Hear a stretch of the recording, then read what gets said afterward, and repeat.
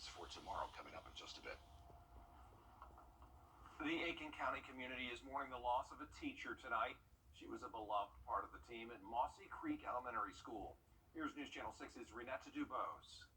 Janice Dawkins' life was filled with faith and love, and her legacy, no doubt like many teachers, impacts this world.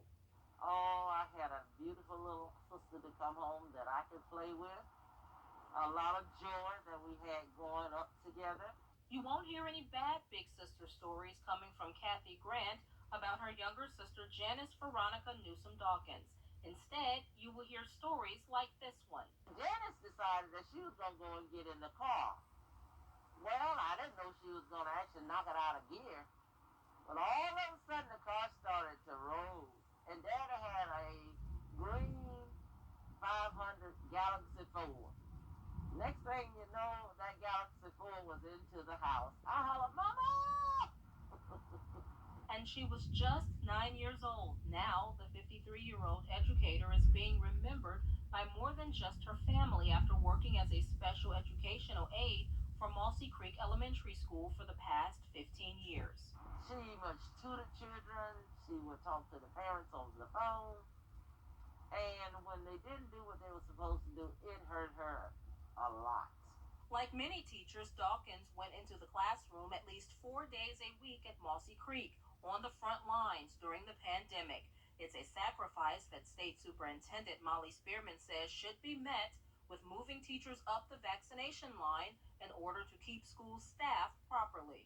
This changes the game for schools trying to stay open. This alone gives us reason to move educators and staff to 1A. Outside of the classroom, Dawkins was a faithful member of Second Providence Baptist Church, where she sang in the mass choir, and her love for children extended there too. Now, Angel Tree supports our schools at Christmas time with presents for the children. So Janice took over to make sure that Mossy Creek was added to our list.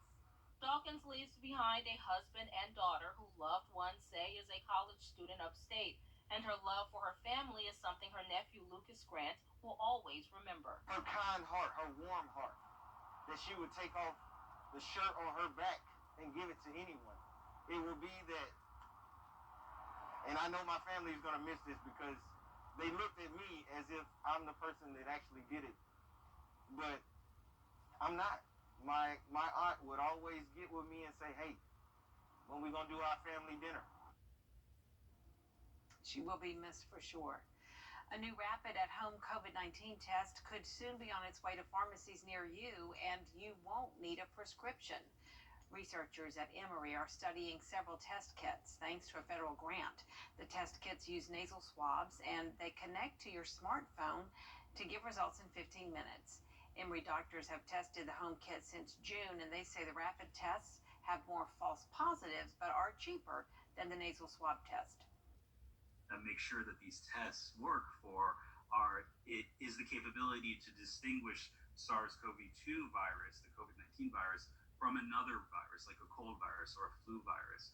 So obviously any of those steps, there could be error. Much like there could be error, for many of you who've taken pregnancy tests, right? Doctors are hopeful that more at-home rapid tests like breath tests will be approved soon by the FDA to prevent the spread of the virus.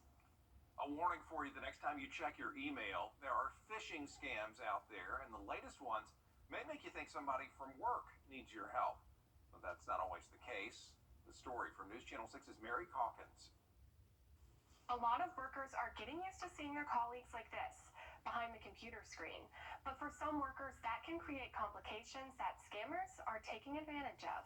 In 2019, the FBI Internet Crime Complaint Center received just under 24,000 reported incidences of business email compromises. Dr. James Smith of AU's School of Computer and Cyber Sciences says there are three main characteristics to this type of scam.